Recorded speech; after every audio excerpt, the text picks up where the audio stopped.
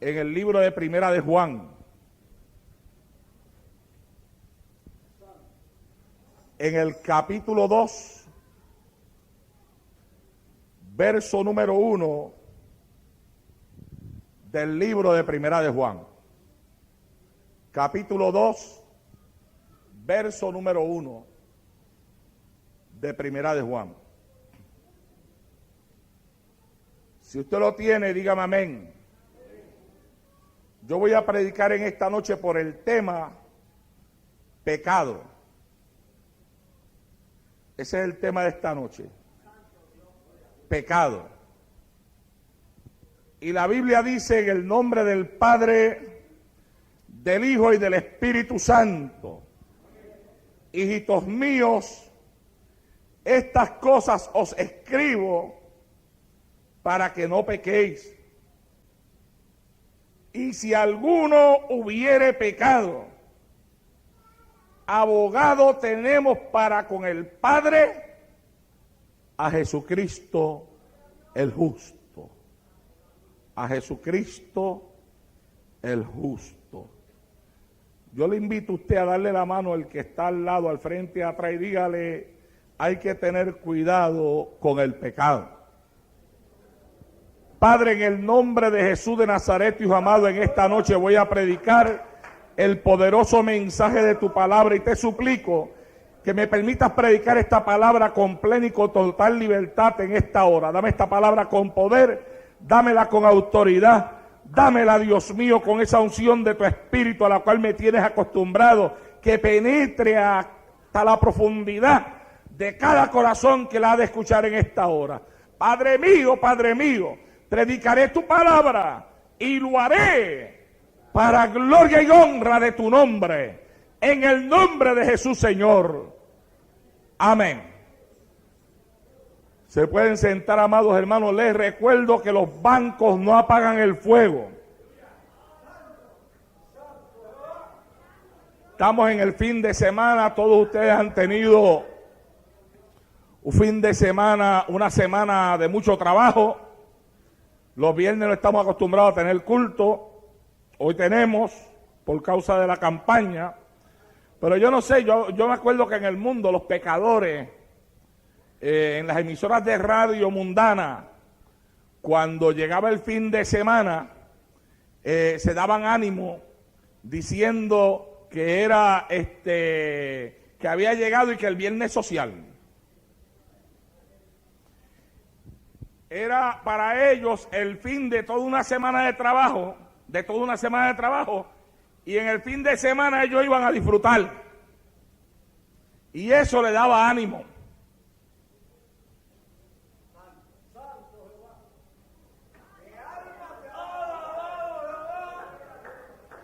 Y usted en este fin de semana no tiene ánimo.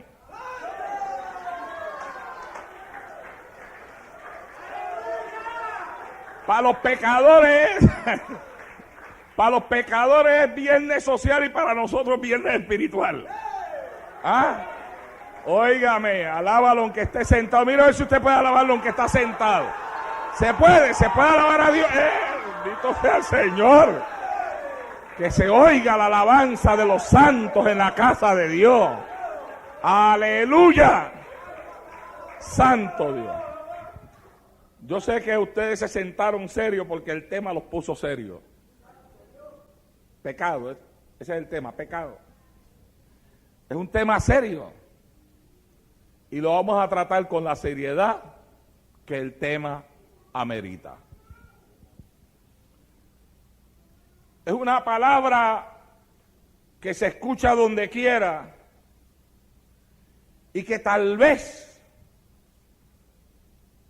la gente se ha acostumbrado a ella de una forma que pasan por alto lo que ella significa y el efecto que puede tener sobre la vida de todo ser humano. En este fin de semana que nos acercamos al final de esta campaña, voy a estar tratando 3 temas que son de gran importancia para nuestra vida, de gran importancia para el que no conoce a Cristo y de una enorme importancia para el que le sirve al Señor. Hoy estaremos hablando del pecado. Mañana estaremos hablando de la muerte con un mensaje que Dios me dio hoy que se llama Una cita con la muerte. No se asuste nadie. Y el domingo estaremos recordando la venida del Señor con el mensaje que Dios me dio días atrás y que les anuncié a ustedes que se llama 10 vírgenes. Los 3 van conectados, por eso no se pierda, bueno, el de hoy ya no se lo va a perder, no se pierda los otros 2. En las Escrituras se usan varios términos para describir el pecado. Las palabras que se traducen como pecado significan en su norma básica no pegar o no dar en el blanco. El pecado, o cuando se peca, es entrar en el fracaso. Y que tal fracaso es más que una simple debilidad. Se ve en otros términos que se traducen en pecado y que al mismo tiempo significan rebelión y violación deliberada de lo que es santo. Pecado significa no dar en el blanco. Significa rebelión y también significa una violación deliberada. Deliberado significa algo que se hace a propósito. Violación deliberada de aquello que es santo. La naturaleza del pecado se revela en el primer pecado humano. En él se interpreta su esencia, principalmente como incredulidad, demostrada por Adán y a Eva al rechazo de la palabra de Dios, y después como orgullo al querer ser igual a Dios. Y ambas expresiones, ambas palabras, tanto incredulidad y orgullo, son centrales en la esencia de todo pecado. En todo pecado existe la incredulidad. Y en toda manifestación de pecado existe también el orgullo. Existe la incredulidad porque es el rechazo a la palabra de Dios. Y existe el orgullo porque el que peca escoge de forma autónoma el no vivir bajo la fe de Dios y el no vivir bajo la palabra de Dios. Es un rechazo directo el pecar a la autoridad que Dios quiere tener sobre nuestra vida. El pecar es un rechazo directo a la palabra de Dios. El pecar es un rechazo directo al sacrificio de Cristo. Por tanto, cuando pecamos, resulta la separación de Dios, que es la única fuente de vida para el ser humano. El resultado del pecado es la muerte, que se considera no solo el resultado del pecado, sino también como juicio de Dios. Dos muertes, no solamente la muerte física, sino también la muerte espiritual. Pecar es llevar la vida de uno a una tragedia. Una tragedia que viven miles y miles de seres humanos sobre la faz de esta tierra, que la leemos en los periódicos, la contemplan muchos de ustedes en sus canales de televisión, en sus televisores, cuando ponen las noticias, la miseria en la cual el hombre vive por causa del pecado. Además, el efecto del pecado trajo sobre la tierra una tragedia más. La tragedia de la muerte de Cristo en la cruz del Calvario, donde Cristo sufrió la ira de Dios en el abandono del Padre por causa del pecado humano. El pecado de Adán se ha convertido en un pecado universal. Ha pasado a todo ser humano que desciende de él.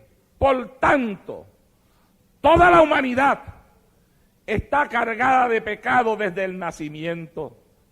A eso es lo que se le llama el pecado original. La Biblia dice claramente, y cuando Él venga, convencerá al mundo de pecado. Juan capítulo 16, verso número 8. También dice, antes se soltaban los unos a los otros cada día, entre tanto que se dice hoy, para que ninguno de vosotros se endurezca por el engaño del pecado. La Biblia nos está enseñando en ese versículo, Hebreos capítulo 3, verso número 13, que una de las cosas que el pecado produce en el corazón del hombre es que lo endurece. El pecado endurece el corazón. Por eso es tan malo abrazar el pecado o la vida de pecado como una norma de vida. Porque poco a poco la persona se ha de ir acostumbrando a la maldad que practica hasta que llega el momento en que lo que antes le molestaba ya no le molesta. En que lo que antes le hacía sentir mal ahora encuentra cierto grado de placer y de deleite en practicarlo. Es así porque la Biblia enseña que el pecado endurece el corazón. Por eso que usted ve que mientras más una persona se entrega al pecado, menos le interesan los sentimientos de las personas que le rodean. Una persona controlada por el pecado ya no le interesa si hace sufrir a su padre, a su madre, a su hijo, a su hija, a su esposo o a su esposa, o a los seres que le aman y que se preocupan por él o por ella. Una persona entregada al pecado ya no piensa en ninguna otra cosa que no sea en el deseo que tiene de practicar lo que es malo.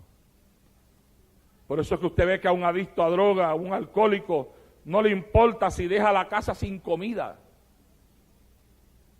y escoge primero gastar su dinero en sus vicios.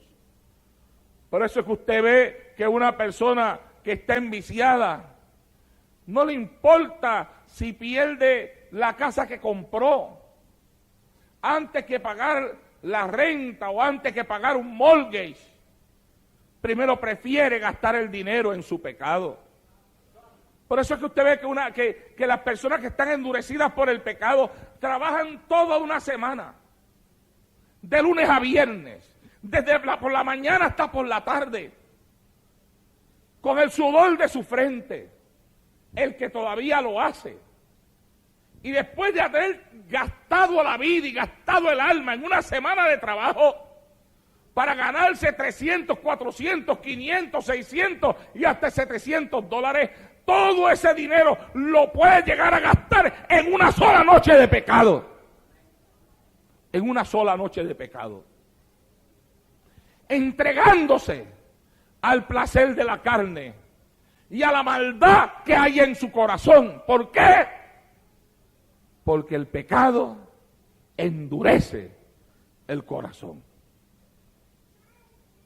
La Biblia utiliza diferentes palabras para revelarnos a nosotros lo que es pecado. Usa la palabra transgresión. Por eso la Biblia dice en el libro de los Salmos, capítulo 32, verso 1, bienaventurado aquel cuya transgresión ha sido perdonada y cubierto su pecado. Usa la palabra transgresión. Romanos 5, 17 dice que por la transgresión de un solo hombre, hablando de Adán, reinó la muerte. Y le voy a decir algunas cosas más, aunque no voy a leer versículos bíblicos, aunque los tengo el libro, el capítulo y el versículo aquí. Pero si leo todo lo que tengo aquí, me extendería demasiado. Al pecado se le llama en la Biblia transgresión. Al pecado en la Biblia se le llama iniquidad. Al pecado en la Biblia se le llama maldad. Al pecado en la Biblia se le llama mal. Al pecado en la Biblia se le llama impureza. Al pecado en la Biblia se le llama desobediencia.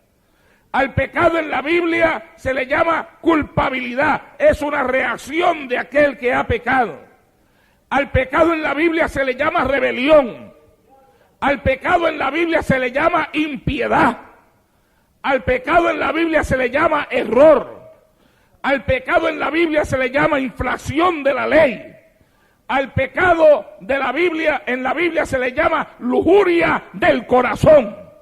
Al pecado en la Biblia se le llama pasión degradante. Y al pecado en la Biblia se le llama corrupción. Como usted verá, y podría mencionar muchos más, ninguno de los nombres que se le da al pecado es bueno. Todos son malos. Y todos son malos porque el pecado produce una mala vida en aquel que lo practica. El último que mencioné puede llegar a recoger todo lo mencionado anteriormente. El último que mencioné fue corrupción. Y yo creo que sí, que esa palabra corrupción puede recoger, mi amado hermano, y abarcar en una forma poderosa todo lo que el pecado hace en la vida del hombre. Porque el pecado corrompe la naturaleza del hombre, corrompe su mente, corrompe su corazón y corrompe su vida. A un punto de que un hombre, una mujer, un joven, una señorita, puede tener los diplomas que tenga, puede tener los estudios que posea, puede poseer el más grande conocimiento humano y aún así ser una persona corrupta porque el pecado lo ha corrompido. Señal de que el mucho estudio no le da al hombre poder contra el pecado. Señal de que el mucho conocimiento no aparta al hombre del pecado. Señal de que el conocimiento humano y secular no es una protección contra el pecado. El pecado lleva al hombre a entregarse a la lujuria. Y el pecado lleva al hombre a las pasiones más degradantes. La homosexualidad es una lujuria y es una pasión y es un pecado que degrada al ser humano. El lesbianismo igual cambia por los poderes espirituales que se apoderan del hombre o de la mujer. Cambia toda la naturaleza del ser humano de tal forma que le hace sentir pasiones que le corrompen, que lo degradan y que transforman por completo en su espíritu y en su alma la naturaleza que Dios le dio. Dios ama al pecador. Pero podríamos decir en esta noche, odia el pecado. El odio es el rechazo más profundo que se puede tener a algo o a alguien por causa de lo que nos ha hecho. Cuando un ser humano, que el ser humano no debe de odiar, pero cuando un ser humano le dice a otro, yo odio a esa persona, está hablando de un sentimiento, mi amado hermano, que le hace sentir el rechazo más profundo por aquella persona a quien él dice odiar. Dios no odia al pecador, pero odia al pecado. Rechaza, siente el rechazo más profundo hacia el pecado y la vida de pecado que el hombre vive sobre la faz de esta tierra. Dios no odia al homosexual, pero sin embargo tiene una profunda repulsión por lo que es el homosexualismo. Dios no odia al adicto a droga, pero tiene una profunda repulsión por lo que es cualquier vicio, ya sea de adicción a droga o de alcoholismo. Dios no odia al adúltero, pero rechaza con toda la fuerza de su santidad el pecado del adulterio. Dios ama al pecador, pero rechaza el pecado. La Biblia nos enseña que esto es así, porque el pecado no proviene de Dios. El pecado tiene su origen, pero su origen no se encuentra en Dios.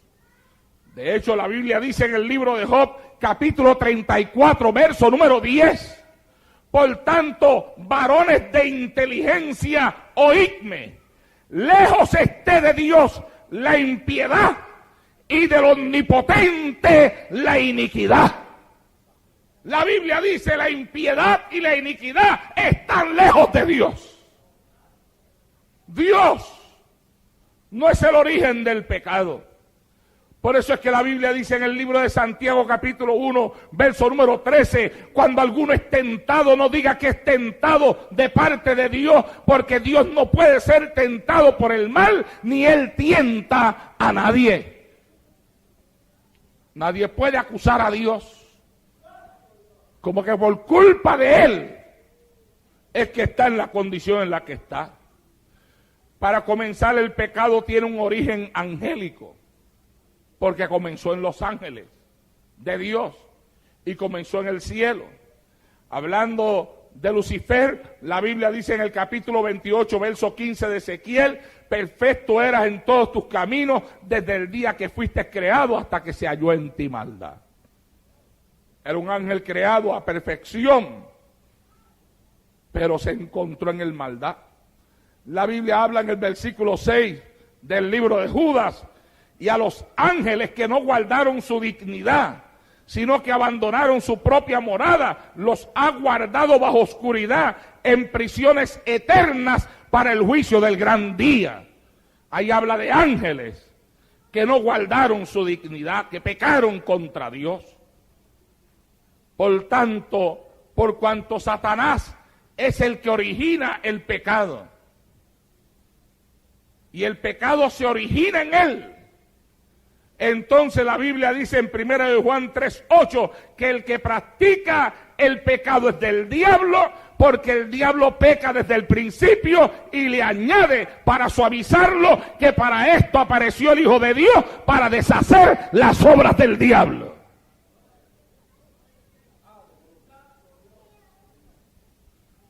Génesis capítulo 3 verso 1 nos dice, la serpiente era astuta, más que todos los animales del campo que Jehová Dios había hecho, la cual le dijo a la mujer, con que Dios te ha dicho que no comas de todo árbol del huerto.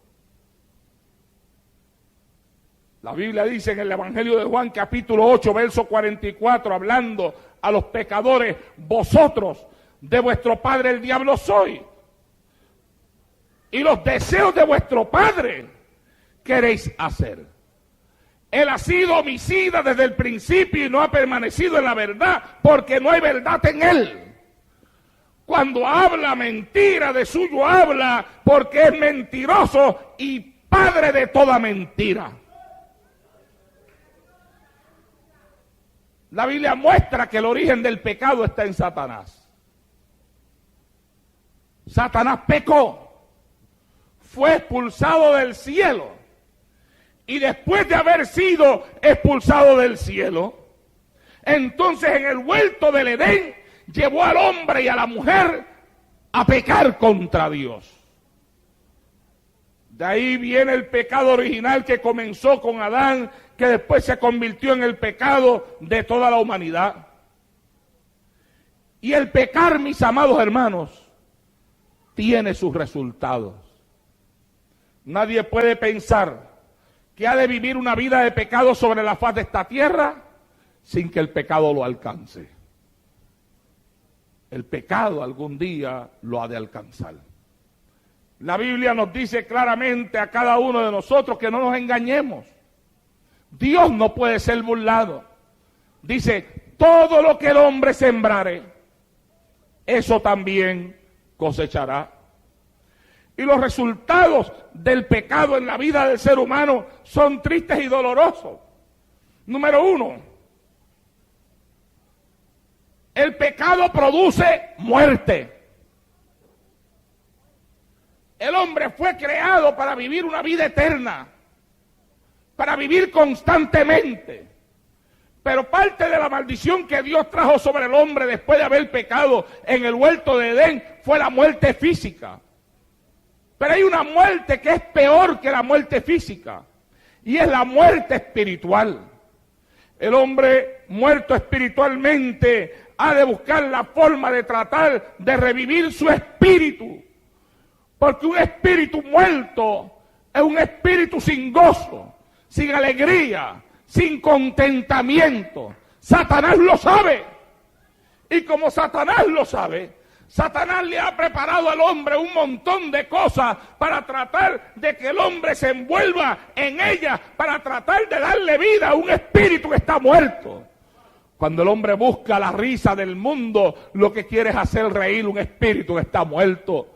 Cuando el hombre busca las pasiones de la carne, lo que quiere es tratar de darle disfrute a un espíritu que está muerto.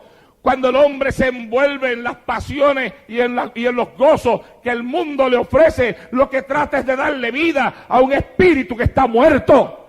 Pero no puede darle vida a ese espíritu, porque ese espíritu lo que le hace falta es algo que le quitaron en el huerto del Edén cuando pecaron, y solamente el Espíritu de Dios le puede dar vida al espíritu del hombre cuando le perdona por la sangre de Cristo todos los pecados.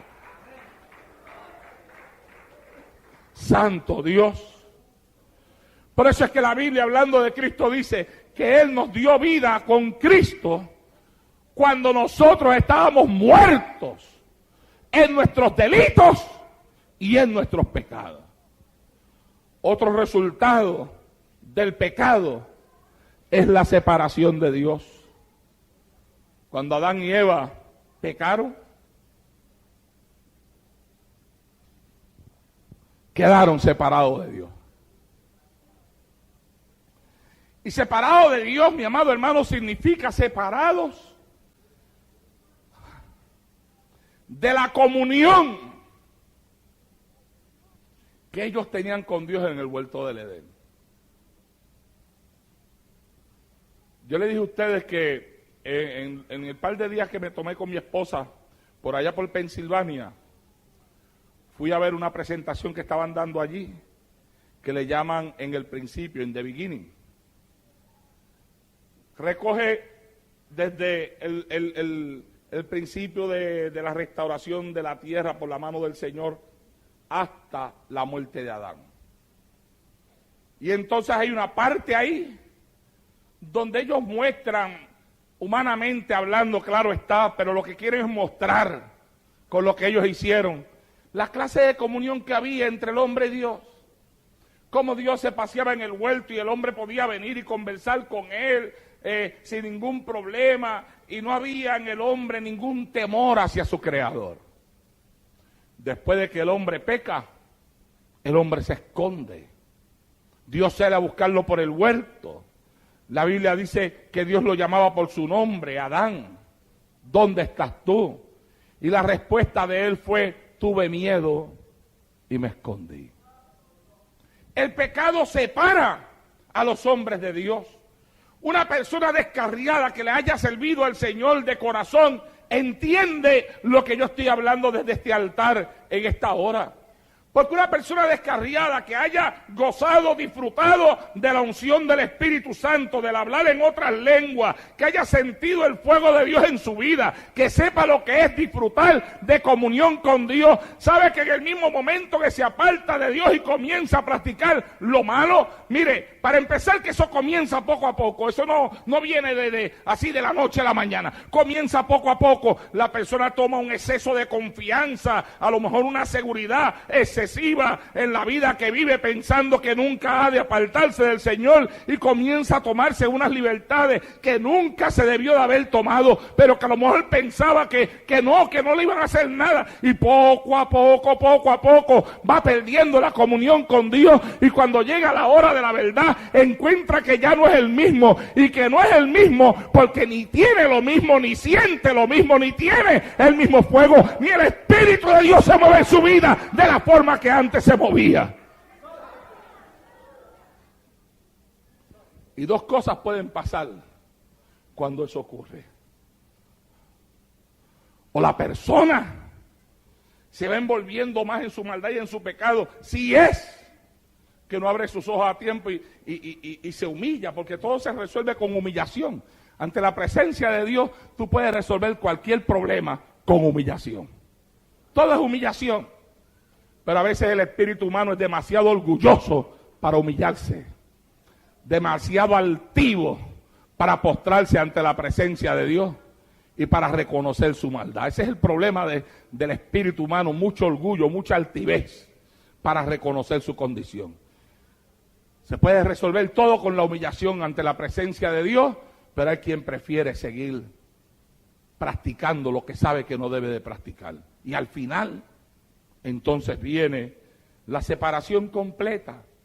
Es cuando el espíritu entonces se apaga en la vida de la persona y es como cuando muchos entonces terminan descarriados de una vez allá en el mundo donde decían que nunca iban a volver.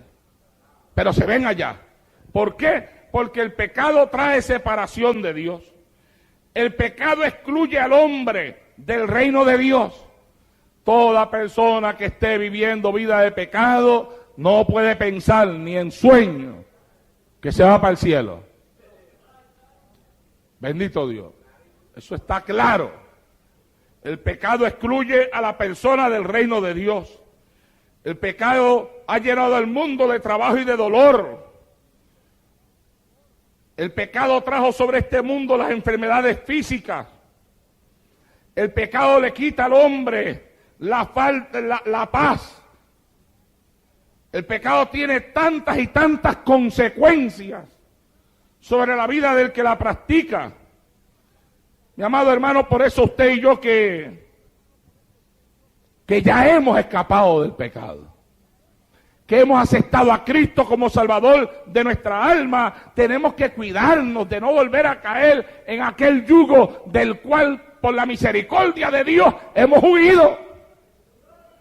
Yo sé que en el cristianismo hay batalla, sé que hay lucha, sé que hay tentaciones, sé que aquí se pasan muchas cosas, sé que hay cosas que desaniman.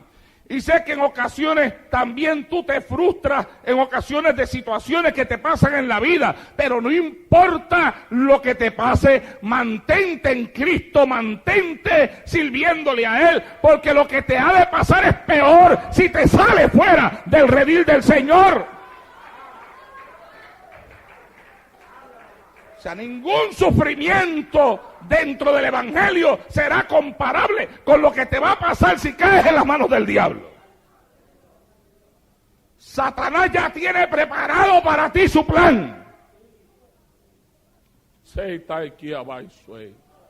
Santo. Y lo único que necesitas es apartarte de una vez y por todas. El pecado es malo. El pecado daña el corazón. Daña el corazón. Cuando una persona se va llenando de pecado, el corazón se le daña. Una persona, usted sabe que a veces decimos, esa persona es buena. Y después decimos, ¿cómo una persona tan buena pudo haber cambiado así? Primero que la Biblia enseña que nadie es bueno, pero yo estoy usando términos humanos. ¿Cómo una persona tan buena? Yo me acuerdo lo bueno que era ese hombre. Y mira cómo está. Es que el pecado daña el corazón. El pecado daña la vida del hombre y lo corrompe. Por eso es que hay que tener cuidado, porque el pecado tiene sus consecuencias. Se peca en el mundo, pero también, mi amado hermano, dentro de la iglesia hay creyentes que no se cuidan y terminan pecando. El pecado tiene sus consecuencias y sus resultados fuera de la iglesia. Tiene sus consecuencias y sus resultados dentro de la iglesia también. Y la Biblia los especifica. Una consecuencia del pecado es la disciplina. La disciplina es consecuencia del pecado. Y la Biblia dice en Hebreos capítulo 12:6, porque el Señor al que ama disciplina y azota a todo aquel que recibe por hijo. Cuando nosotros, estando dentro de la iglesia, le faltamos a Dios, tenemos que esperar que alguna retribución ha de venir por nuestra falta. Claro está, esto es si nosotros no nos arrepentimos. Porque Dios no quiere, mi amado hermano, traer absolutamente nada sobre ninguna persona. Dios lo que busca es que nosotros nos arrepintamos, que nosotros pidamos perdón y que cualquier cosa que esté torcida se enderezca a tiempo. Y para eso Dios da oportunidades. Yo creo que en el mensaje que prediqué aquí, que se llamaba Dios primero te toma, luego te bendice, luego te parte y después te comparte, yo explicaba las diferentes formas el proceso en la cual Dios va pasando a uno para partirlo. Y así también es cuando una persona peca. Es un proceso donde Dios primero comienza a tratar con la persona de una forma directa. Cuando yo estoy hablando de gente que de verdad ha amado a Dios.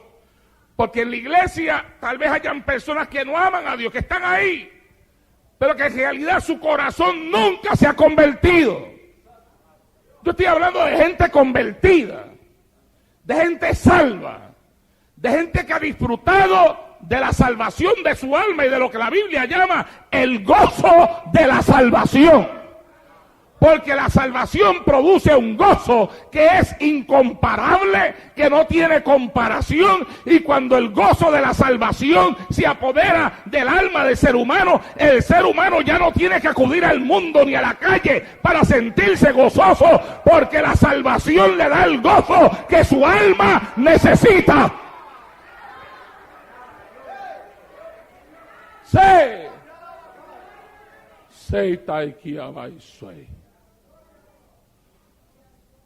Ahora, cuando nosotros, dentro de la iglesia, Satanás comienza a tentar, es porque algo ha pasado. No porque haya tentación, porque la tentación siempre estará ahí. Pero cuando nosotros ponemos atención a aquello a lo que antes nosotros no atendíamos, porque nuestra consagración a Dios rechazaba lo que el diablo nos ofrecía.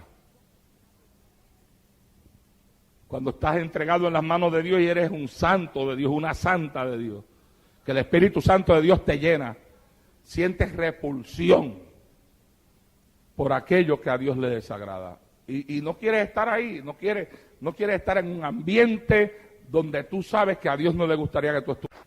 No quieres estar entre personas en un momento en el que tú sabes que a Dios no le agradaría que tú estuvieras entre esas personas. Mucho menos deseas practicar cosas que tú sabes que Dios le molestaría que tú practicaras. Y el Espíritu de Dios que está en ti, la llenura del Espíritu Santo que está en ti, te lleva a rechazar todo eso. Ahora hay un proceso. Hay un proceso donde la gente deja de velar, donde las personas dejan de cuidarse espiritualmente. Y entonces dejan de orar, dejan de buscar a Dios de la forma correcta, bajan, descienden en su nivel de consagración. Y ahí es el peligro, hermano. A veces creemos que nosotros podemos sostenernos en la iglesia por nosotros mismos. Y no es así. Aquí hay que buscar a Dios. Y hay que buscarlo todos los días. Aquí uno no se puede coger, tú te puedes coger de tu trabajo de vacaciones todos los días que tú quieras, pero de Cristo no te puedes coger ni un segundo de vacaciones. Santo Dios. Oh, no, aquí no hay vacaciones. Tú te puedes ir de vacaciones a la China si tú quieres, pero en la China no puedes coger vacaciones de Cristo. Ay, Señor, lo que me salió por la boca, mira lo que salió. ¿Ah? ¿Sabes lo que eso significa? Pues no está aquí en el papel, esto salió por mi boca ahora. Pero yo te lo digo y te lo interpreto también. ¿Ah? Hay personas que a veces se van de vacaciones para un lugar y allá de momento cogen vacaciones de Cristo. ¿Ah?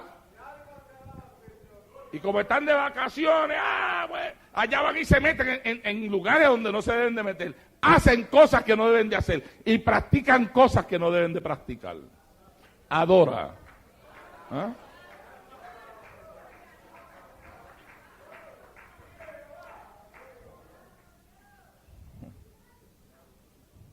Interesante, ¿eh?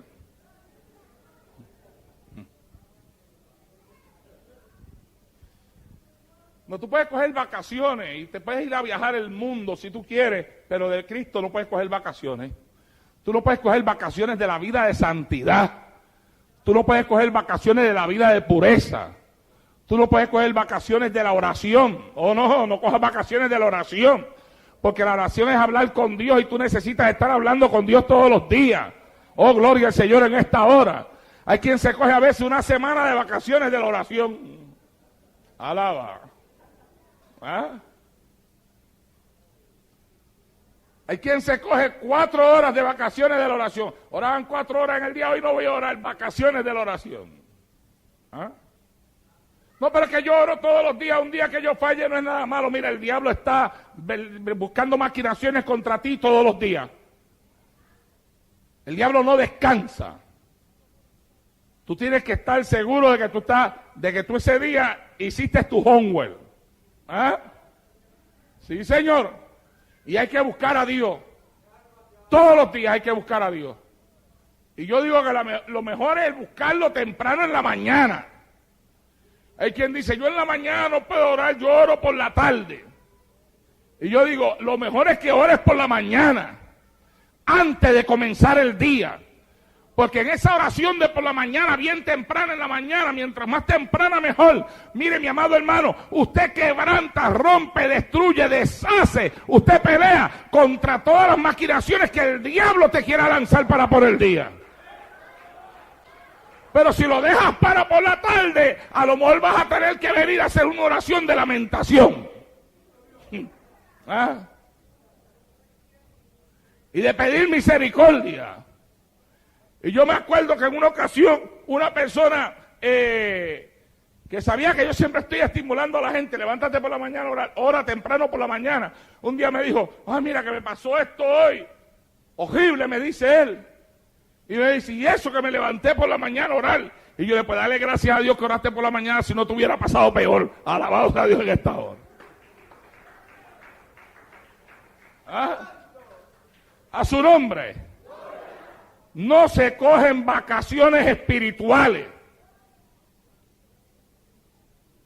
¿Por qué? Porque en el proceso, para que un creyente peque, hay un proceso de decaimiento espiritual. Para que una persona se descarríe, hay un proceso de decaimiento espiritual. Para que una persona pierda el ánimo de venir a la iglesia, hay un proceso de decaimiento espiritual. Para que una persona llegue el momento en que tenga la batalla de que voy al culto o no voy, voy o no voy, yo no sé si voy, yo voy la semana que viene. En eso hay un proceso de decaimiento espiritual.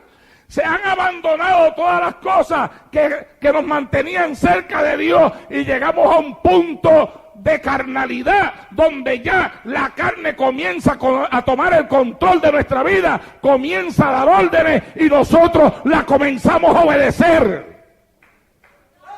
Dale un aplauso a Cristo, que Él se lo merece. El problema es cuando ya después de que hemos decaído espiritualmente, pecamos.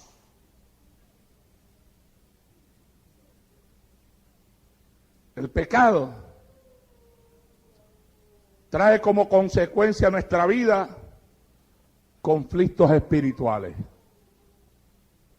Ya después que hemos pecado, se pierde la tranquilidad espiritual y se pierde la paz. Estamos en lugares y no estamos. Estamos en la iglesia como si no estuviéramos. Porque dentro de nosotros se comienza a levantar una batalla interna que va afectando nuestra condición espiritual. El pecado trae como consecuencia el tormento satánico. El pecado abre puertas para que los demonios nos atormenten, nos ataquen, para que se metan en nuestra vida espiritual a estorbar nuestra vida de oración y de consagración al Señor. Satanás tortura la mente y el corazón de aquel que le ha faltado a Dios, acusándolo por lo que ha hecho. En más de una ocasión le he dicho a ustedes que el diablo primero incita a la gente a pecar. El diablo le dice, hazlo, practícalo, vamos, date ese trago de licor, no, fúmate ese tabaco de marihuana, métete ahí en ese baile, no, vístete de esa forma, quítate esa ropa que te parece vieja, vístete así, nadie te ve. Pero después que la persona lo ha hecho, el diablo comienza entonces a acusarlo y le dice, lo que hiciste, estás mal, estás flojo, mira, no vayas a la iglesia, y comienza a tomar un control. Satanás incita. Y después de que hemos practicado, entonces cautiva y atormenta.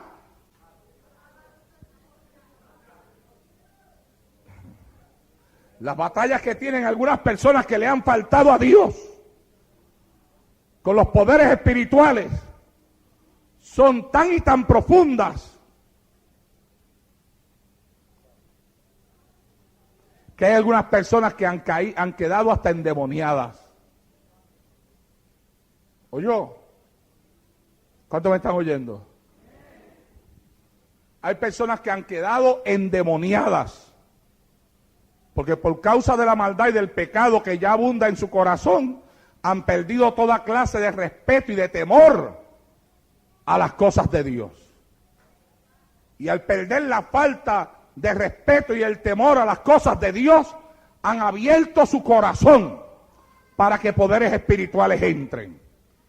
Yo he visto en un montón de ocasiones en mi vida cristiana como ministro del Evangelio, está llena de innumerables testimonios de personas, algunas que eran totalmente desconocidas para mí, que iban a la iglesia, y otras muy conocidas para mí porque fui pastor de ellos, pero que por causa de la falta de temor a Dios en su corazón quedaron endemoniados,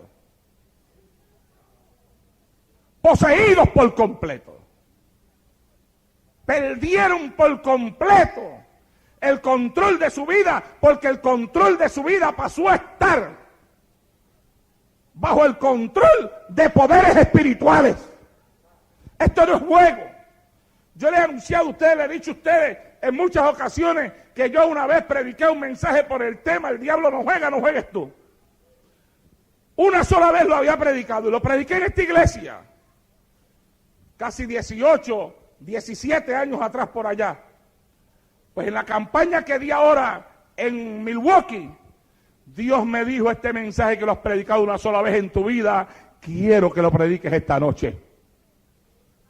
Y después de tanto tiempo, Dios me metió en ese mensaje de nuevo. Y comencé, porque yo no lo tenía ni escrito, me metí en mi cuarto y comencé a dedicarle horas y horas a estudiar y a meterme en él. Y volví de nuevo a repasar, mi amado hermano, lo peligroso que es jugar con el diablo. Y jugar con las cosas espirituales. Y jugar con las cosas satánicas. Es bien peligroso porque mientras tú estás jugando, el diablo no está jugando. El diablo no viene a jugar con el alma de nosotros. El diablo no viene a jugar con la vida de nosotros. La Biblia dice que Satanás vino a robar, a matar y a destruir. Él no juega. Cuando tú caes en la mano de él, él te va a acabar, él te va a destruir. Si te puede matar y llevarte al infierno, lo va a hacer. El diablo no juega, no juegues tú.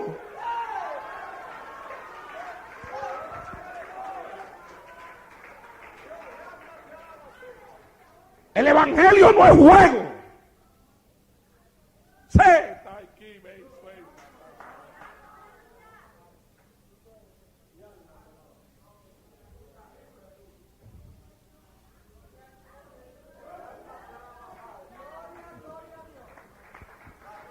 A veces la gente piensa que van a salir airosos de la vida que viven separada de Dios, porque hasta el momento nada malo les ha pasado. Y no entienden que nada malo les ha pasado, porque el diablo los está dejando a que se acostumbren al jueguito. ¿Tú sabes? Es como la persona que camina sobre una cuerda floja. Nunca me olvidaré de aquel hombre que era muy famoso, su nombre se me olvida, pero lo que pasó con él no se me olvida. Era uno de estos hombres que durante toda su vida había caminado desde niño a través de una cuerda floja. Para él caminar por una cuerda floja, decían, era como lo es para mí caminar sobre este piso firme y seguro, sobre el cual camino en este altar en esta noche. No le tenía miedo a nada.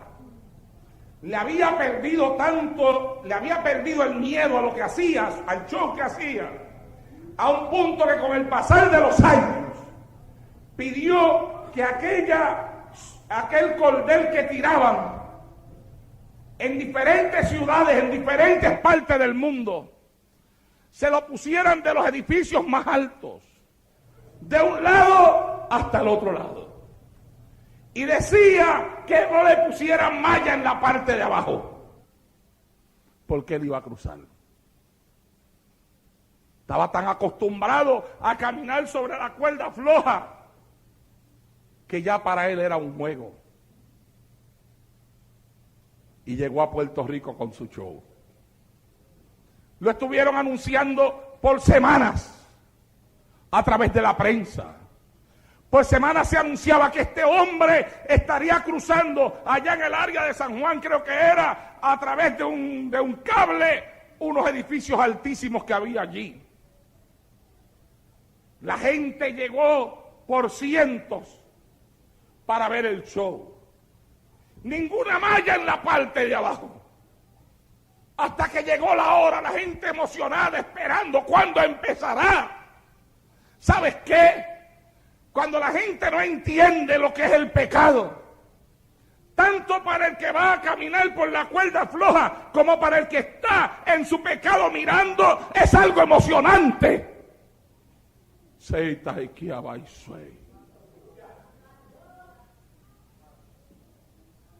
Llegó la hora y el hombre comenzó.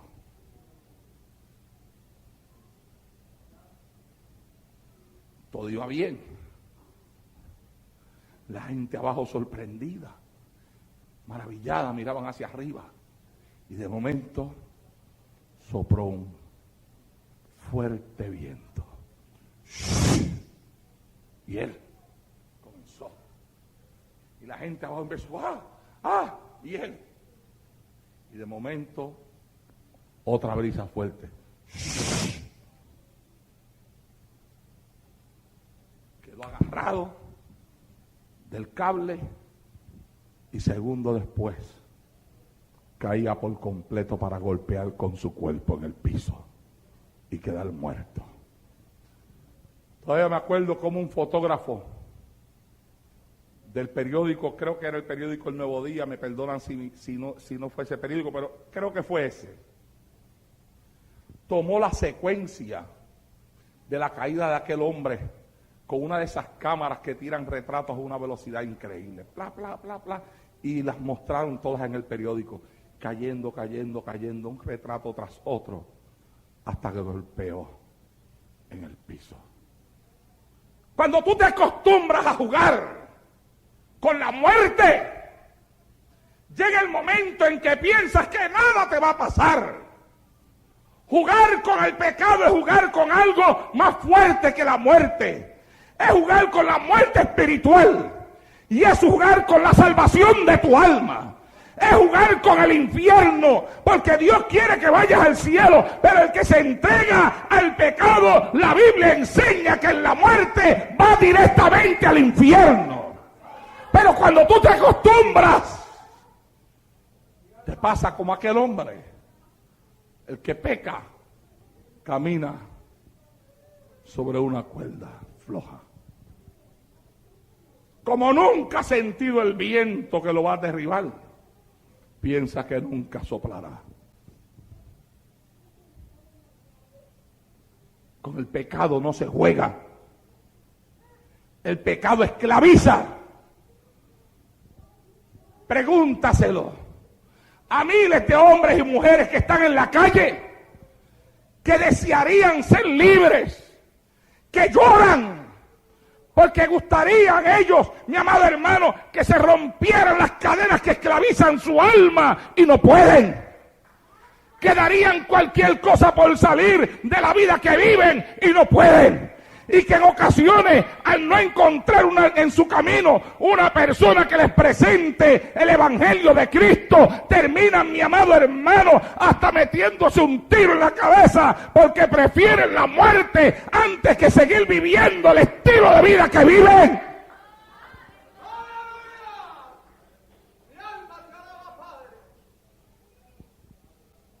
Pregúnteselo a aquellos cristianos que después de haber faltado a Dios han terminado poseídos por demonios.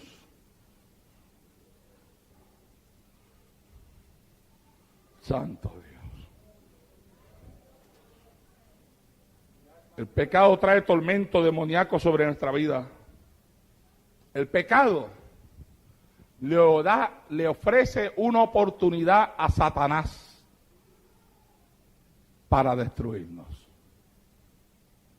Por eso es que la Biblia dice, en el libro de los Efesios capítulo 4, verso 27, dice, no le des lugar al diablo. No le des lugar. Ni deis lugar al diablo. No le abras la puerta, no hables con él. No te vayas a donde no tienes que ir. No obedezcas lo que no debes de obedecer. No hagas lo que no debes de hacer. No le des lugar al diablo. Cuando se le da lugar al diablo, el diablo lo va a aprovechar. Y después en tu alma tú vas a sentir la tristeza, una tristeza profunda, producto del haberle faltado a Dios. Santo Jehová del cielo. El pecado en nuestra vida también produce en nosotros síntomas de culpa, la culpabilidad.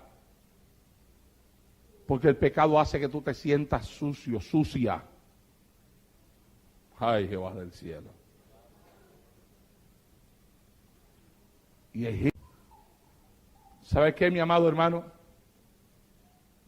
Yo prediqué un mensaje aquí en este altar en estos días, que cuando lo terminé, que hice el llamado, me pasaron poquitos hermanos aquí al frente,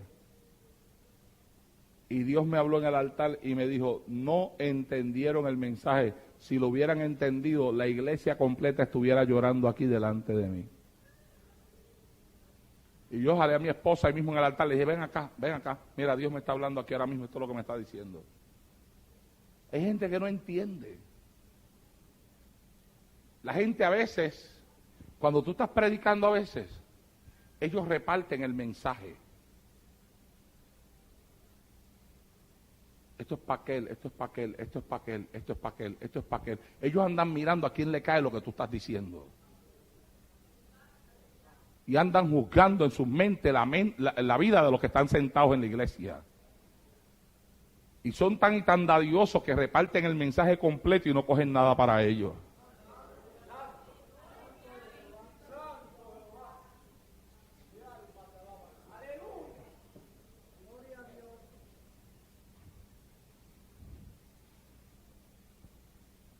El pecado trae culpabilidad. Y la culpabilidad trae enfermedad física. La culpabilidad produce depresión. Y la culpabilidad puede traerle a una persona hasta la locura. Y eso se puede dar en cualquier área de la vida de cualquier persona que está dentro de una iglesia. Óigame bien, desde aquí, desde este altar donde estoy parado yo, hasta el más simple y sencillo de cualquiera de las personas que estén aquí dentro de este templo en el día de hoy. Nosotros, mi esposa y yo, conocemos en Puerto Rico, llegamos a conocer la esposa de un ministro de Dios, bien conocido, que fue a parar a un manicomio.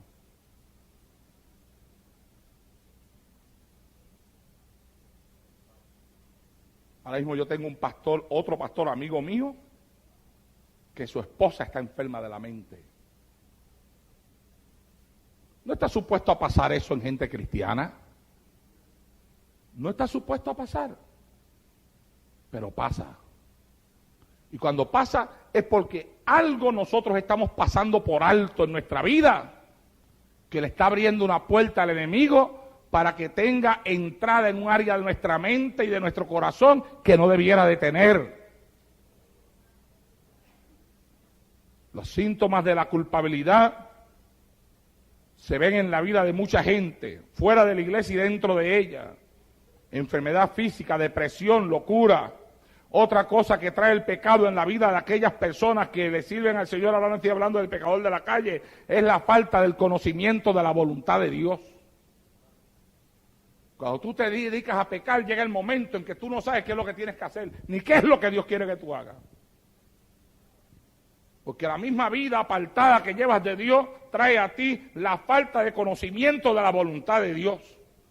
Por eso es que la Biblia dice en el libro de Romanos capítulo 12, verso número 1, así que hermanos, os ruego por las misericordias de Dios que presentéis vuestros cuerpos en sacrificio vivo, santo, agradable a Dios, que es vuestro culto racional. No os conforméis a este siglo, sino transformaos por medio de la renovación de vuestro entendimiento, para que comprobéis cuál sea la buena voluntad de Dios, agradable y perfecta. Hoy no saco muchas alabanzas, ¿eh?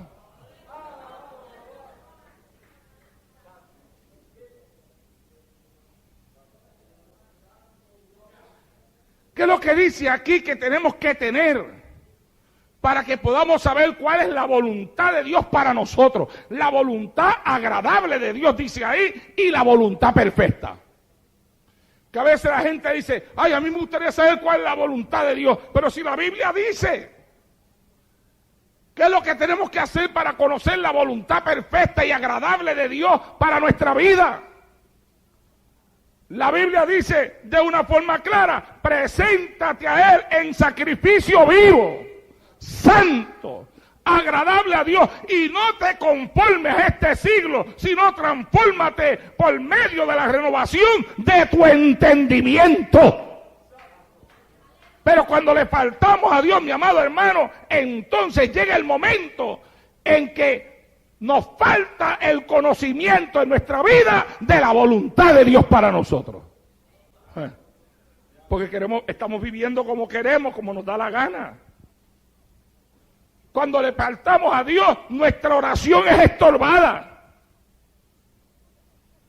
La Biblia dice, y se lo dijo Dios a su propio pueblo, aunque nosotros usamos el texto para hablarle a pecadores. Y se puede usar, pero Dios se lo dijo a su pueblo. En el libro de Isaías 59:2, pero vuestras iniquidades han hecho división entre vosotros y vuestro Dios, y vuestros pecados han hecho ocultar de vosotros su rostro para no oír. Cuando nosotros comenzamos a faltarle a Dios, llega el momento en que hasta nuestra oración es estorbada. La Biblia dice que entonces Dios oculta su rostro para no oír. Ay, Jehová del cielo.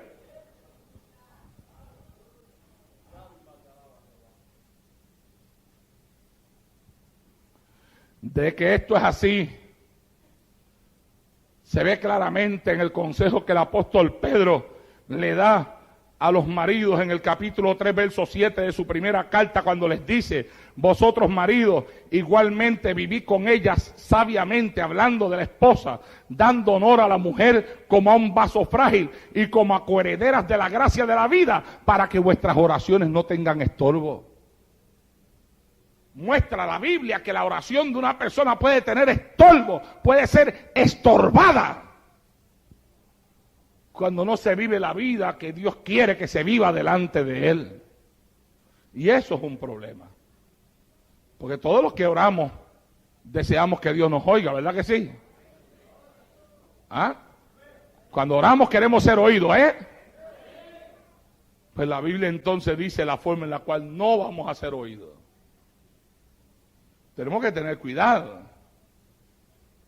Lo otro que hace el pecado es que nos hace vulnerables a las falsas enseñanzas. A su nombre. Dele ejercicio a sus manos con un aplauso al Señor.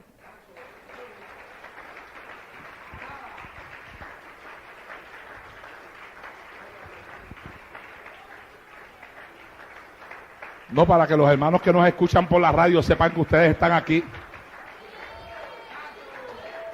¿Ah? Santo Dios. Usted sabe los mensajes que yo paso por la radio todos los días, que los gritos de ustedes se escuchan por todos lados. La gente va a decir: oye, pero no se escucha nadie hoy. ¡Hey! Que está serio el asunto. Yo lo veo a ustedes con cara seria, es que esto es serio. Está bien. Yo estoy serio también. Tal vez el reflejo de su rostro es el reflejo mío. Yo estoy serio en lo que estoy predicando. Porque nosotros tenemos que entender, mi amado hermano, el peligro que hay en faltarle a Dios.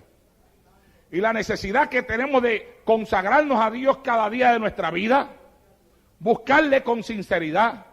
Y no tomarnos oportunidades en nuestra vida que nos vayan a llevar a separarnos de Él. ¿Sabes qué? ¿Sabes por qué es que ese sinvergüenza que hay por ahí que dice que primero dijo que era Cristo y ahora dice que es anticristo? Tiene tanta gente cogiendo detrás de Él. Porque a pesar, como la gente corre detrás de la mentira y del engaño, ¿ah? Mire, a pesar de lo mentiroso que es, de lo engañoso que es y de la falsedad que hay en él, tiene cientos de personas detrás de él. ¿Qué puede mover a la gente a correr detrás de un falsante así? Sus enseñanzas, lo que él predica, lo que él enseña, porque él predica y él enseña. Él enseña que el alma no peca.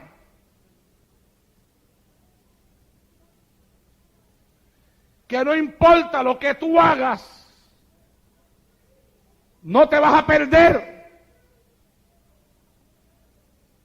Ese hombre que tanto lo critican por lo que enseña, hay un montón de iglesias donde los pastores no se proclaman dioses como él lo hace, No se proclaman ser Cristo como Él lo hace. Tampoco se llaman a sí mismos anticristo como Él lo hace. Pero también le enseñan a la gente que no importa lo que hagan, se van para el cielo. Que enseñan lo mismo. Que la gente puede ir a la iglesia como les dé la gana. Y cuando salen de la iglesia pueden vivir como les dé la gana.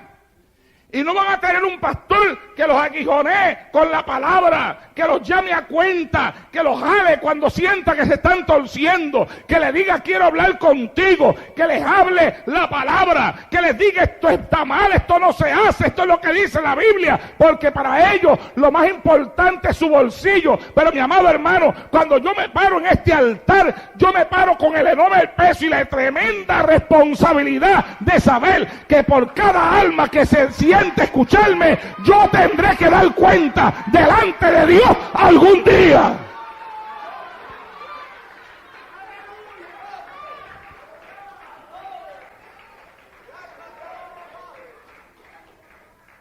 Yo voy a dar cuenta algún día delante de Dios por usted, por lo que enseñé y por lo que no enseñé. Voy a dar cuenta delante de Dios por las cosas que yo vi y que después no quise hablar de eso, porque tenía miedo a que alguien se molestara conmigo, porque tenía miedo a que alguien se me fuera de la iglesia, porque tenía miedo a que alguien me levantara un bochinche dentro de la iglesia hablándole mal de mí a los hermanos. Pues mire, yo al único que le tengo temor es a Dios. Alabado sea Dios en esta hora. Y en mi corazón lo que hay es el temor de Dios y el temor a la palabra. Yo voy a predicar lo que está en la Biblia. Yo voy a llamar al que yo tenga que llamar. Yo le voy a hablar al que yo le tenga que hablar. Yo voy a señalar el pecado donde está el pecado. Al que le guste, que le guste. Al que no le guste, no le guste. Cristo viene y no hay tiempo para estar perdiendo el tiempo.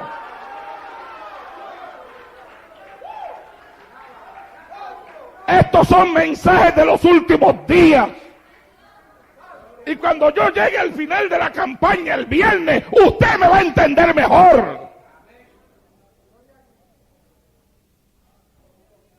Santo Dios.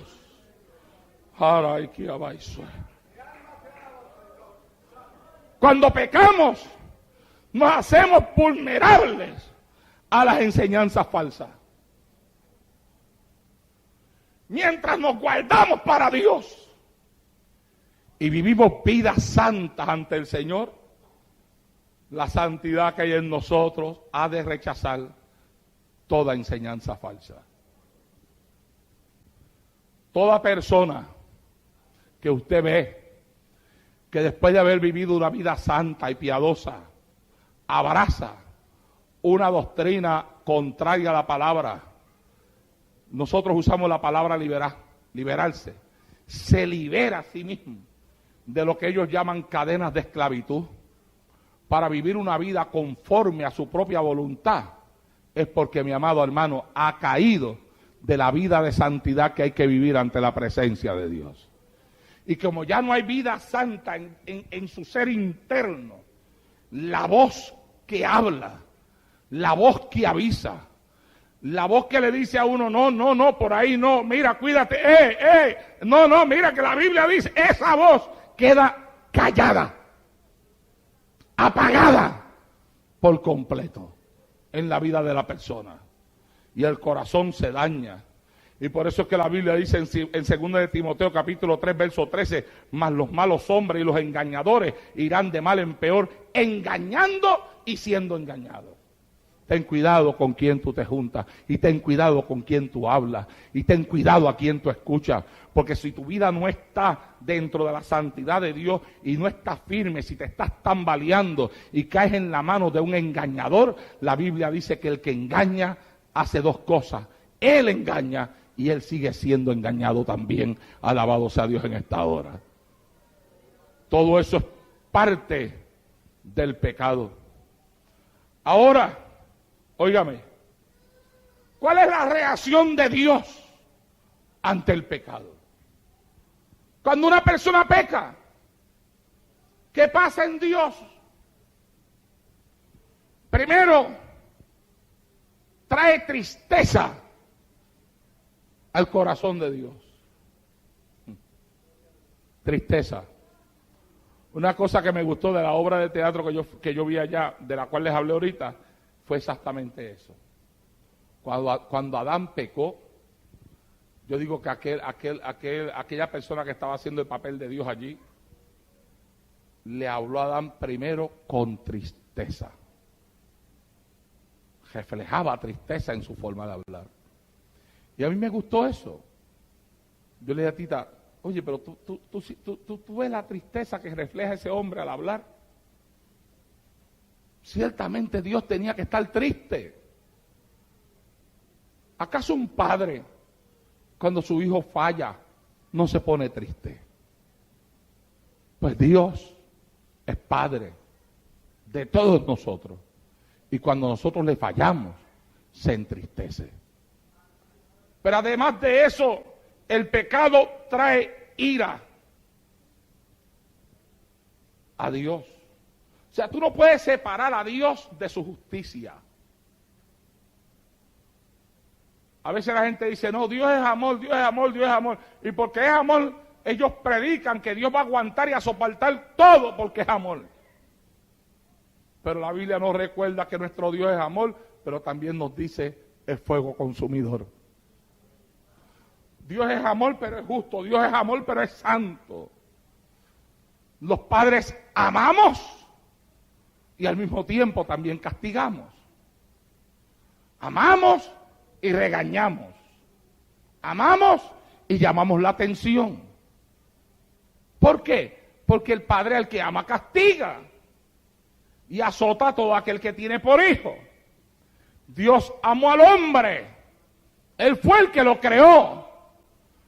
Pero sin embargo el hombre llenó la tierra de pecado y él trajo juicio de diluvio sobre la faz de la tierra y acabó con toda la raza humana, excepto Noé y su familia. Dios trajo juicio sobre Sodoma y Gomorra y quemó aquellas ciudades con todos los habitantes que había en ellas, excepto Lot y sus hijas.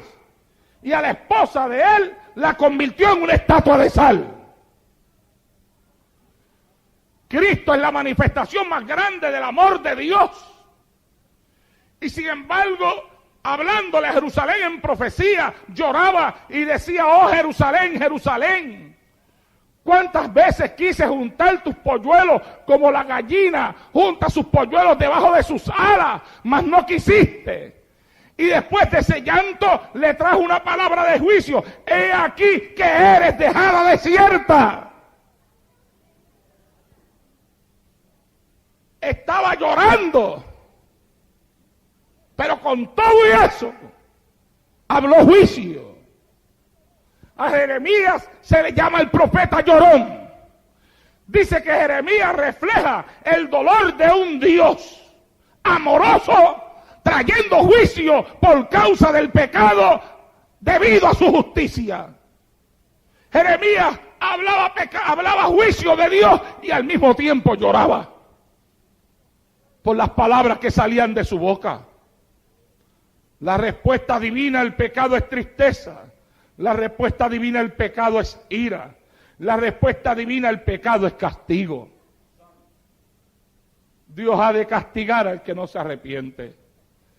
Pero también la respuesta divina al pecado se llama Jesucristo. Dentro de su ira, Dios abrió una puerta para que los hombres escapen de la ira de Él y se encuentren con su misericordia. Y le puso nombre a esa puerta, lo llamó Jesucristo. Cristo mismo hablando dijo, yo soy la puerta, el que por mí entre será salvo.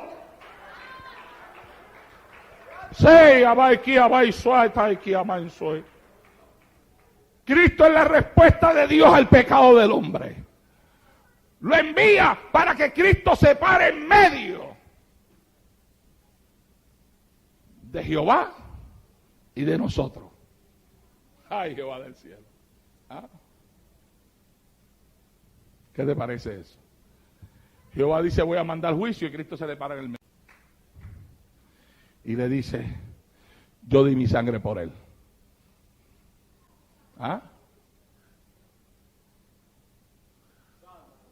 Yo di mi sangre, yo morí en la cruz, mira las heridas de mis manos, mira la herida de mi costado, mira la herida de mis pies.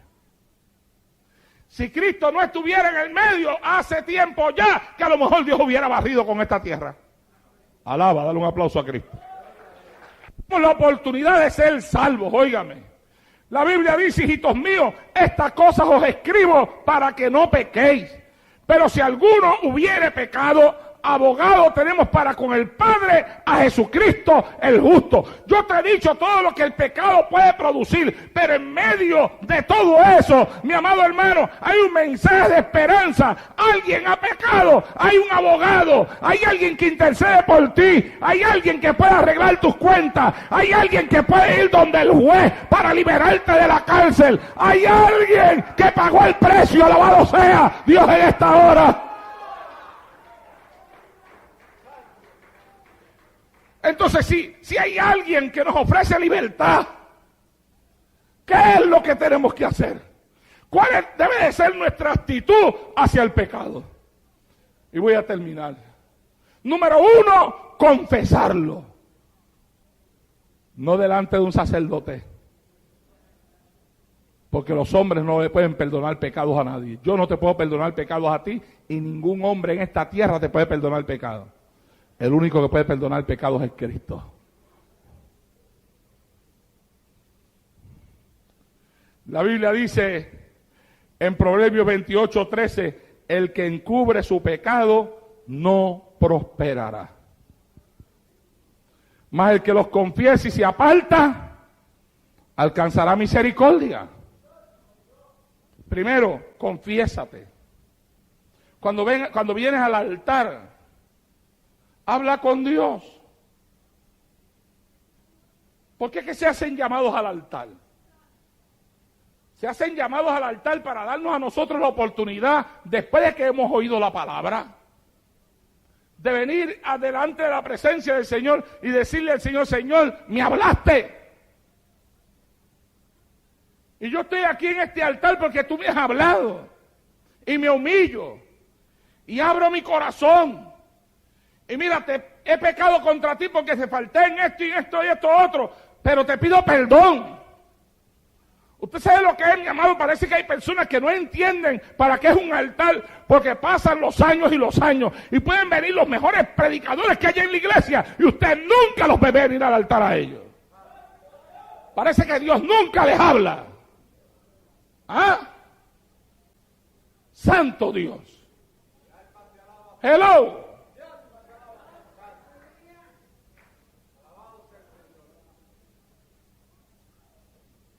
Cuando Dios habla, Dios espera una respuesta de nosotros a la palabra que Él ha hablado.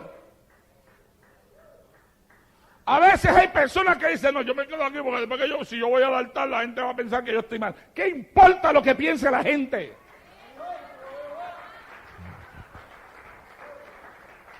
O sea, a uno lo que le tiene que importar es lo que piensa Dios. Sí. Santo Jehová del cielo. Yo cuando le he tenido que pedir la oración a alguien por mí se la he pedido, y en un montón de altares he estado, que después de predicar un mensaje hay pastores humildes de Dios que me han dicho oré por mí. Son gente que entienden lo que es el poder de la humillación. El altar no está aquí para darle lujo a la iglesia. El lujo de un altar no es la forma en la cual se ha construido. El lujo del altar, mi amado hermano, son ustedes, el pueblo, humillados ante la presencia de Dios en ese altar. Eso es lo que hace un altar lujoso. Alabado sea Dios en esta hora. ¿De qué vale tener un altar lujoso que no se ha bañado con las lágrimas nuestras? Se está like y ve, él está aquí a maiso hasta y va. Santo Dios. Ay, Jehová del cielo, siento a Dios en mi vida. ¿De qué nos vale tener un templo hermoso si no humillamos nuestra vida ante la presencia del Señor? Si no aprendemos el valor de una lágrima en un altar, el valor del pedirle a Dios, perdón a Dios, y el valor de reconocer cuando Dios nos ha hablado. Decimos, Dios, traemos predicadores a la iglesia. ¿Para qué?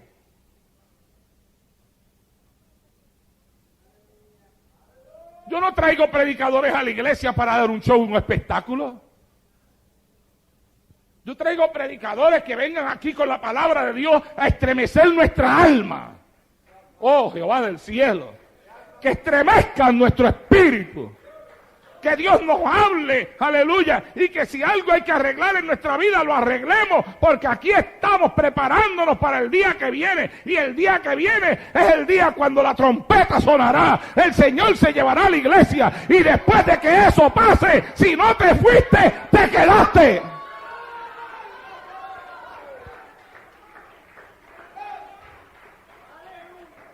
Ya no va a haber oportunidad después de que la trompeta suene, te quedaste. Puedes gritar todo lo que quieras en el altar, puedes llorar todo lo que tú quieras en el altar, pero ya sonó, ya pasó.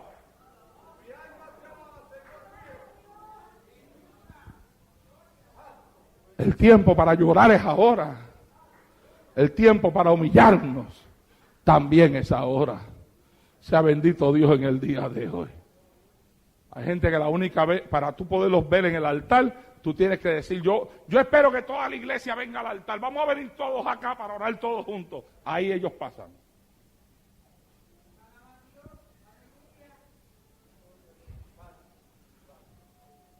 Mire, cuantas veces Dios le hable, venga. Venga que a mí no me está malo.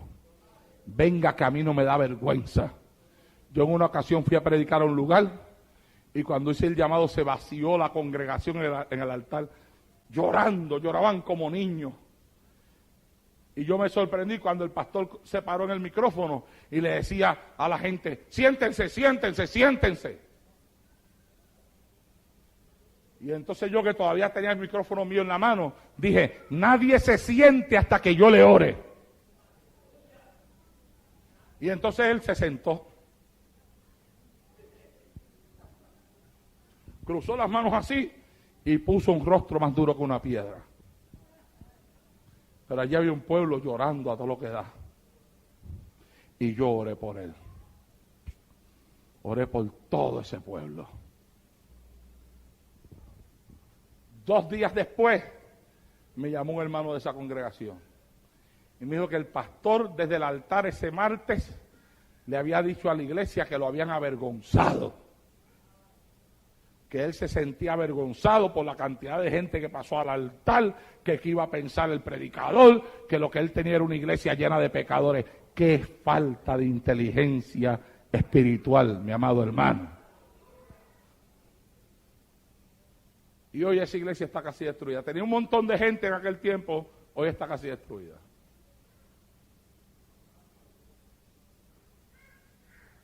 ¿Sabe qué? Venga al altar cuantas veces usted quiera, que a mí no me da vergüenza. Si se quiere venir toda la iglesia para el altar cada vez que venga un predicador aquí al predicar, véngase todo el mundo, a mí no me da vergüenza. A mí me enorgullece, me hace sentir bien, me hace sentir que he enseñado bien una iglesia que cuando Dios habla, tiene, mi amado hermano, la bondad de venir al altar, humillarse y reconocer que el alto Dios del cielo a través de su palabra ha tratado con su vida. Alabado sea Dios en esta hora. Humíllese. Si Dios le habla todos los días usted quiere pasar, pase. Si alguien viene donde usted le dice, oye, tú estás pasando todos los días, dile, acompáñame mañana. Alaba. Santo Dios. ¿Ah? No encubra nada ante la presencia del Señor, porque la Biblia dice que el que encubre su pecado no prosperará. De nada vale que te hagas el que no está pasando nada, si está pasando, porque Dios lo sabe que está pasando. Se acabó. ¿Ah?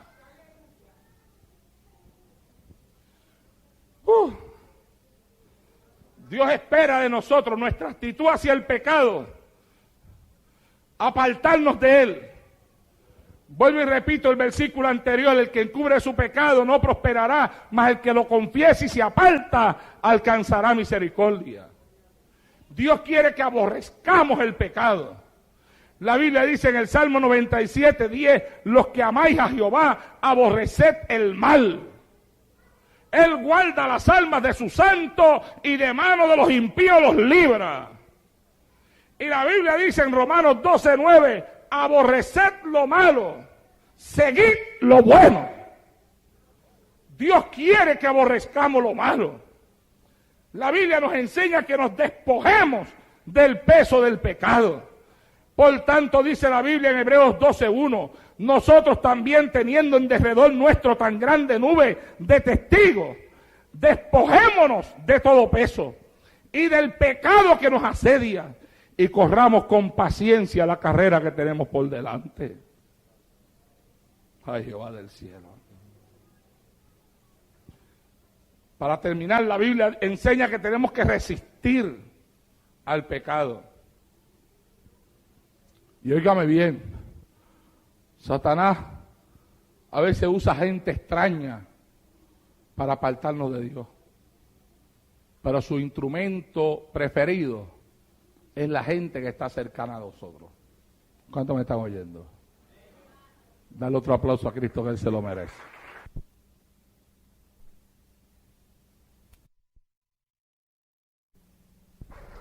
Oye bien,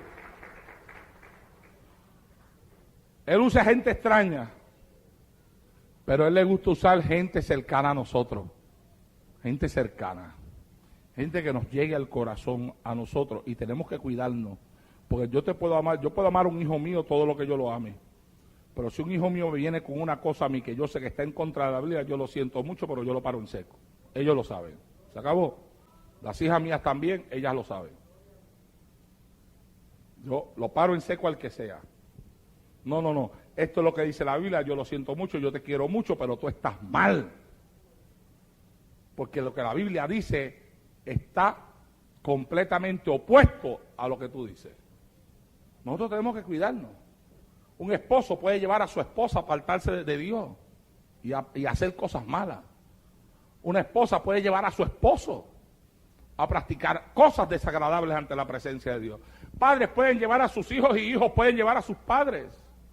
Gente cercana a nosotros. Amigos pueden apartarnos de la presencia de Dios. Amigas pueden llevarnos a nosotros a descarriarnos.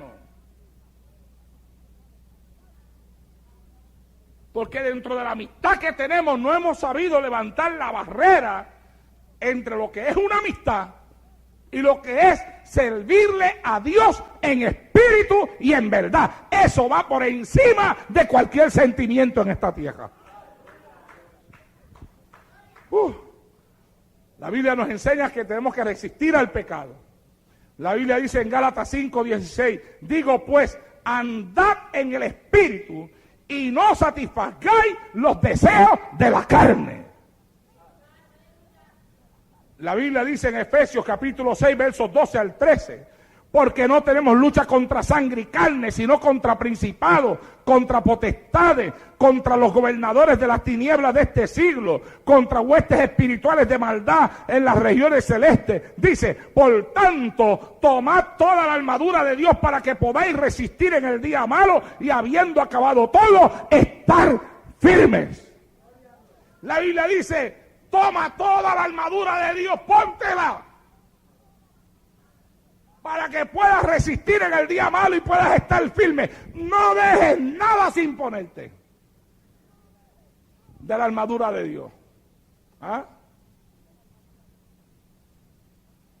Tienes que ponerte el casco. No vaya a ser que te lo quiten y te metan un balazo en la cabeza. Tienes que cubrirte completo. La Biblia dice en Hebreos 12:4 que tenemos que resistir. Dice: porque aún no habéis resistido hasta la sangre combatiendo contra el pecado. Esto es una guerra. ¿Cuántos me están escuchando?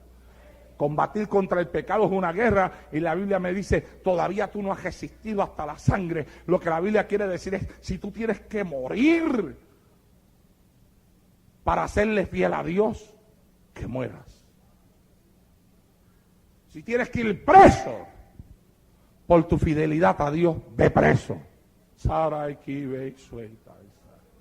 Resiste hasta la sangre, pero mantente firme. Ay, Jehová del cielo. Mira, te voy a leer algo que me llegó en esta semana. Y con esto quiero que lo escuchen bien porque esta es la conclusión de este mensaje. Hace años, el famoso comentarista Paul Harvey describió cómo el esquimal mata al lobo. Miren cómo es que los esquimales matan al lobo. Primero, cubre su cuchillo con la sangre de un animal y deja que se congele.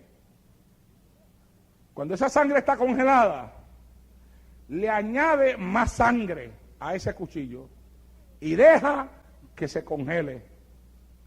Y repite ese proceso. Sigue bañando el cuchillo en sangre y la sigue poniendo a congelar una y otra vez, hasta que el cuchillo está totalmente cubierto con sangre congelada. El cazador entonces toma el cuchillo y lo coloca en la tierra, en un hoyo, con la hoja extendida hacia arriba. Sin sospechar alguna cosa, el lobo huele la sangre. Llega hasta donde está ese cuchillo con sangre congelada y comienza a lamer la sangre congelada. Y mientras más el lobo lame la sangre, más crece de una forma vigorosa su apetito por la sangre. Sigue lamiendo y lamiendo y lamiendo, sin saber que lo que está haciendo es que al final está cortando su propia lengua. El lobo entonces empieza a saciar su sed de sangre con su propia sangre. Su deseo perpetuo no se satisface hasta quedar completamente muerto.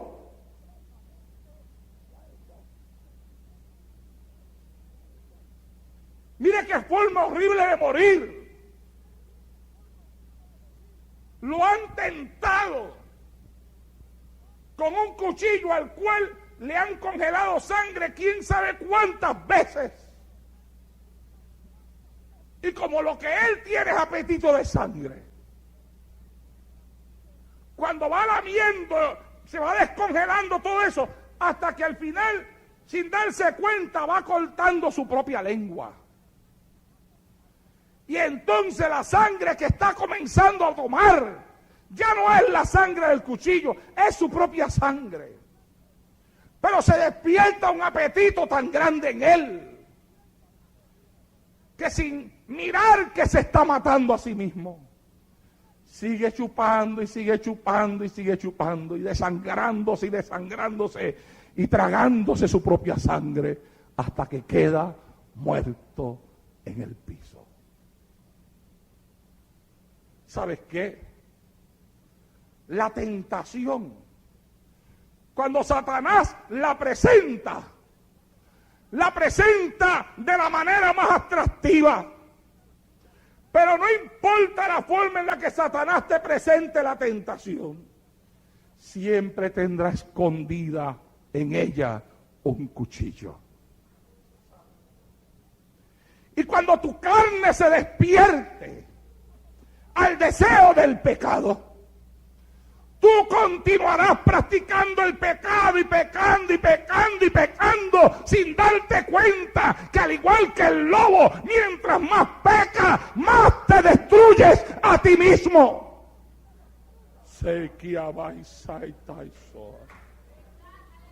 La Biblia dice: la paga del pecado es muerte, La Biblia también dice, no nos ha tomado tentación sino humana, más fiel es Dios que no nos dejará ser tentados más de lo que podemos llevar. Pero ¿sabes qué? No hay por qué caer muerto a los lados del cuchillo del cazador. Satanás es el cazador y su cuchillo es la tentación. Pero no hay por qué caer muerto a los lados del cuchillo del cazador, porque la Biblia dice, si alguno ha pecado, abogado tenemos para con el Padre, a Jesucristo el justo. No hay por qué morir en nuestro pecado cuando hay un Cristo tan maravilloso que derramó su sangre para salvarnos. Estemos de pie en esta.